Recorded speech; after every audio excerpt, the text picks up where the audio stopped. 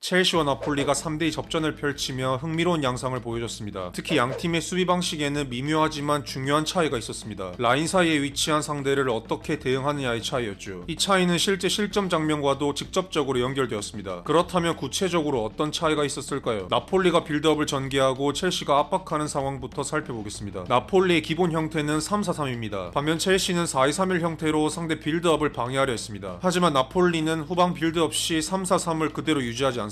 골키퍼가 빌드업 축이 되기 때문에 굳이 3명을 일렬로 둘 필요가 없습니다. 대신 키퍼 중심으로 2명의 센터백만 배치했죠. 디로렌초가 풀백 위치로 이동합니다. 이 변화로 스피나촐라는 더 높은 위치까지 전진할 수 있습니다. 베르가라는 하프 공간에 자리했죠. 이 구조는 쿠쿠레아에게 질문을 던집니다. 2명을 동시에 제어하기 어려운 구도이기 때문입니다. 따라서 산투스가 베르가라를 맨마킹하는 장면이 자주 나왔습니다. 베르가라가 내려가면 같이 깊게 따라갑니다. 그가 깊게 전진하면 수비 라인까지 합류하기도 했죠. 다음 문제는 엔조의 위치입니다. 그는 나폴리 두 피벗을 동시에 의식해야 했습니다. 만약 카이세도까지 깊게 전진하면 포켓 공간이 비게 됩니다. 그러므로 위험 지역을 수비하는 데 집중했죠. 따라서 로세니어는 이를 방지하기 위한 수비 장치가 있었습니다. 공격수를 활용해 빌드업을 한쪽 측면으로 유도하는 방식입니다. 상대가 필드의 절반만 사용하도록 만드는 원리입니다. 이 구도가 형성되면 엔조는 로보트카만 신경 쓰면 됩니다. 반대편 피벗인 맥토미니는 자연스럽게 페드로의 수비 그림자에 위치하기 때문이죠. 패스 경로가 구조적으로 차단되는 형태였습니다. 만약 이 구도를 방치하게 되면 문제가 발생합니다. 로보트카의 테크닉과 맥토미니의 역동성은 언제든지 이를 탈출할 수 있기 때문이죠. 해당 장면처럼 곧바로 피벗에게 공이 연결되면 상황이 달라집니다. 엔조는 2명을 동시에 견제해야 하는 상황에 노출됩니다. 맥토미니는 로보트카와 짧게 공을 주고받습니다. 이 과정에서 엔조의 등 뒤로 이동합니다. 수비시야 바깥으로 사라지는 움직임입니다. 그리고 다시 공을 받아냅니다. 이후 호일룬에게 스루 패스를 연결하는 데 성공합니다. 컴팩트한 블록 안에서도 역동성은 위력을 발휘했습니다. 로보트카 장면도 비슷합니다. 그는 첼시의 압박 속에서도 순간적으로 돌아섭니다. 엔조의 수비를 한 번에 떨쳐냈죠. 그리고 리턴 패스를 받아냅니다. 이후 뒷공간으로 침투 패스를 연결합니다. 즉 순간적으로 발생한 수비 공백을 나폴리가 정확히 활용한 장면이었습니다. 하지만 나폴리가 주로 공략한 지점은 다른 부분입니다. 바로 첼시 풀백 뒷공간입니다. 오늘 경기에서 귀스토와 쿠쿠레아는 깊게 전진하는 빈도가 높았습니다. 전방 압박과 측면 대응에 적극적으로 가담했죠. 그 결과 센터백과 풀백 사이 간격이 넓게 벌어집니다. 이 간격은 구조적으로 취약한 지점입니다. 나폴리 공격진이 침투하기에 좋은 조건이 형성된 것이죠. 특히 쿠쿠레아 뒤쪽 공간은 베르가라가 주로 활용합니다. 그는 타이밍을 맞춰 빠르게 해당 공간을 파고들었습니다. 맨마킹을 수행하던 산투스와 자주 매치업이 형성됩니다. 하지만 풀백 뒷공간을 가장 집요하게 노린 선수는 호일룬이었습니다. 그는 좌우를 가리지 않고 침투 움직임을 반복합니다. 해당 장면처럼 쿠쿠레아가 스피나촐라를 압박하기 위해 점프합니다. 그 순간 뒷공간이 열립니다. 호일룬은 즉각적으로 그 공간을 이용하려 합니다. 반대쪽도 같은 원리였습니다. 귀스토가 전진하는 타이밍에 호일룬은 곧바로 침투 의지를 보였습니다. 다만 호일룬의 침투 움직임은 포파나가 대부분 커버하는 데 성공합니다. 하지만 나폴리 동점골 장면에서는 이런 움직임이 기점이 됩니다. 귀스토가 다시 한번 전진합니다. 그 순간 호일룬은 곧바로 측면 질주를 시작합니다. 산투스가 커버에 들어가며 1차적으로 대응합니다. 그러나 호일룬의 침투 자체만으로도 첼시는 라인을 끌어내릴 수밖에 없었습니다. 수비가 낮아지면서 블록 전체가 뒤로 물러났죠. 이후 걷어낸 공을 나폴리 윙백이 끊어냅니다. 그 결과 이미 낮게 형성된 수비를 정면으로 상대할 수 있었습니다. 결국 슈팅까지 이어졌고 득점에 성공합니다. 그러나 오늘 가장 인상적이었던 부분은 나폴리 수비 라인의 역동성입니다. 스토퍼와 윙백 모두 수비와 공격을 왕복했습니다. 상황에 따라 적극적으로 전진하며 공격 패턴을 만들어냈죠. 오른쪽 스토퍼 디로렌초의 장면이 대표적입니다. 그는 후방에서 짧게 볼을 주고받습니다. 공간이 열리는 순간 즉각적으로 전진합니다. 윙백 대신 그가 팀이 공을 방출할 수 있는 통로를 열어줍니다. 왼쪽 스토퍼 부온조르노도 유사한 움직임을 가져갔습니다. 볼을 넘겨준 뒤 곧바로 언더래핑을 시도합니다. 이 움직임은 이스테반과 카이세도를 자신 쪽으로 끌어들입니다. 그 결과 맥토미니가 자유롭게 풀립니다. 그리고 단숨에 반대 전환까지 성공합니다. 즉 나폴리는 단순한 측면 침투뿐 아니라 수비수의 능동적인 가담을 통해 첼시 블록을 흔들었습니다. 이 모든 장면의 총 집약은 결국 호일룬의 역전골이었습니다. 엘마스가 귀스토를 상대로 1대1을 형성합니다. 그 순간 올리베라가 빠르게 언더래핑을 시도합니다. 여기서 정석적인 대응은 이스테방이 올리베라를 따라가는 것입니다. 하지만 이스테방은 엘마스에게 더블팀을 가합니다. 결과적으로 올리베라에 대한 커버는 카이세도가 맡게 됩니다. 문제는 여기서 끝나지 않습니다. 산투스 역시 수비 앞 공간을 보호하는 대신 수비 라인에 합류합니다. 이유는 그는 오늘 라인에 붙는 빈도가 높았습니다. 베르가라 마크와 풀백이 높게 전진했기 때문입니다. 즉 피벗인 카이세도와 산투스가 동시에 자리를 이탈한 상황이었던 것이죠. 따라서 센터백 제임스는 컵백 각도까지 동시에 의식해야 했습니다. 라인을 더 낮게 형성하지 못한 이유입니다. 결국 직선 크로스를 허용합니다. 호일룬이 그 공간으로 침투했고 실점으로 이어집니다. 이 장면에서 카이세도의 반응이 이를 잘 보여줍니다. 그는 이스테방에게 손짓을 합니다. 2대2 상황에서 커버는 본인이 아니라 이스테방이 했어야 한다는 의미입니다. 결국 측면과 후방 수비를 위한 피벗 이탈이 역전골로 직결된 장면이었습니다. 하지만 승자는 첼시였습니다. 그들이 보여준 전략을 살펴보겠습니다. 이어졌습니다. 첼시는 빌드업 시 쿠쿠레아가 후방 인버팅을 가져갑니다. 후방에서 안정적으로 볼을 전진시키려는 의도였죠. 전체적인 공격 배치는 3-2-4-1에 가까운 구조였습니다. 하지만 이 구조는 나폴리 수비 블록과 정확히 맞물렸습니다. 자연스럽게 1대1 매칭을 만들 수 있는 형태였죠. 나폴리는 백패스를 압박의 방아쇠로 삼았습니다. 볼이 뒤로 향하는 순간 강하게 전진 압박을 가합니다. 각자 자신의 마크를 명확히 잡고 1대1로 붙었습니다. 동시에 상대를 지속적으로 뒤로 밀어냈죠. 볼을 의도적으로 측면으로 유도했습니다. 이 과정에서 엔조가 측면 후방까지 내려옵니다. 압박을 풀어내기 위한 탈출구 역할을 수행하려 합니다. 하지만 디로렌초 역시 깊게 전진합니다. 엔조를 직접적으로 제어하며 자유를 허용하지 않았죠. 우리는 이러한 구도를 경기 내내 반복해서 확인할 수 있었습니다. 결국 쿠쿠레아는 안정적인 전진 패스를 찾지 못합니다. 또는 엔조가 어려움을 겪는 상황도 발생합니다. 즉 나폴리는 첼시 구조를 읽고 압박 설계를 정교하게 수행했습니다. 하지만 맨마킹 타이밍을 한 명이라도 놓치게 되면 곧바로 공간을 허용하게 됩니다. 해당 장면에서 로보트카의 전진 타이밍이 늦어집니다. 볼이 중앙을 통과하는 순간 로보트카는 애매한 위치에 놓이게 됩니다. 결국 엔조는 포켓 공간에서 자유를 얻었습니다. 그는 자신이 원하는 공격 형태를 설정할 수 있었죠. 해당 예시도 동일한 맥락입니다. 로보트카 압박이 한 박자 늦어졌습니다. 그 사이 볼이 전방으로 전개됩니다. 페드루는 전방을 바라본 채 볼을 운반할 수 있었습니다. 하지만 맨마킹의 가장 치명적인 순간은 실점 장면입니다. 이 부분은 잠시 후 다시 언급하겠습니다. 전반적으로 나폴리 후방 5명은 첼시 전방 5명을 효과적으로 통제했습니다. 측면 뒷공간 침투가 거의 나오지 않았기 때문입니다. 덕분에 센터백 3명은 비교적 편안하게 전진할 수 있었습니다. 라인 사이 간격을 좁히며 밀도를 유지할 수 있었죠. 이에 대응해 쿠쿠레아가 중앙으로 좁혀 들어옵니다. 변칙적인 방식으로 공간을 공략하려는 시도였습니다. 이러한 움직임은 단 한 명만 실행해도 효과가 발생합니다. 나폴리 수비 라인은 자연스럽게 물러날 수밖에 없습니다. 그 결과 라인 사이 공간이 열립니다. 그리고 그 공간을 페드로가 공략합니다. 우리는 여기서 페드로의 전술적 가치를 짚고 넘어가야 합니다. 그는 오늘 최고의 홀드업 플레이 능력을 보여줬습니다. 좌우가리지 않고 볼을 안정적으로 지켜냅니다. 또한 상대 압박을 등에 지고 파울을 유도하기도 했습니다. 덕분에 첼시는 높은 위치에서 다시 빌드업을 이어갈 수 있었습니다. 특히 두 골은 그의 가치를 명확히 드러내는 장면이었습니다. 첫 번째 골 장면을 보겠습니다. 기튼스가 투입되면서 이스테방이 보다 자유롭게 움직일 수 있는 환경이 조성됩니다. 그는 반대 측면으로 이동해 파모와 함께 볼을 운반했죠. 그리고 말 그대로 비정상적인 왼발 슈팅을 보여줍니다. 이 슈팅 난이도가 높은 이유는 분명합니다. 몸이 바깥쪽으로 열린 상태였습니다. 일반적으로는 감아차거나 각을 다시 만들어야 하는 상황입니다. 하지만 그는 순간적으로 발목을 꺾으며 임팩트를 만들어냈습니다. 엄청난 바디 밸런스를 보여준 것이죠. 마지막 골 장면은 전술적 맥락에서 더 의미가 있습니다. 나폴리 맨마킹 구조의 약점이 그대로 드러났기 때문입니다. 맨마킹은 상대를 강하게 통제할 수 있는 방식입니다. 하지만 한 번만 벗겨지게 되면 문제가 발생합니다. 다시 수비에 관여하기가 어렵기 때문이죠. 페드루는 그 틈을 정확히 읽었습니다. 마킹을 떼어낸 뒤 곧바로 뒷공간으로 침투합니다. 그리고 침착하게 마무리했습니다. 첼시와 나폴리 경기는 특히 득점 장면에서 많은 디테일이 드러난 경기였습니다. 나폴리도 비교적 잘 풀어갔지만 결국 페드루의 역량이 더 돋보였던 경기였습니다. 이 외에도 다른 전술 개념이 궁금하다면 고정 댓글을 확인해 주시면 감사하겠습니다.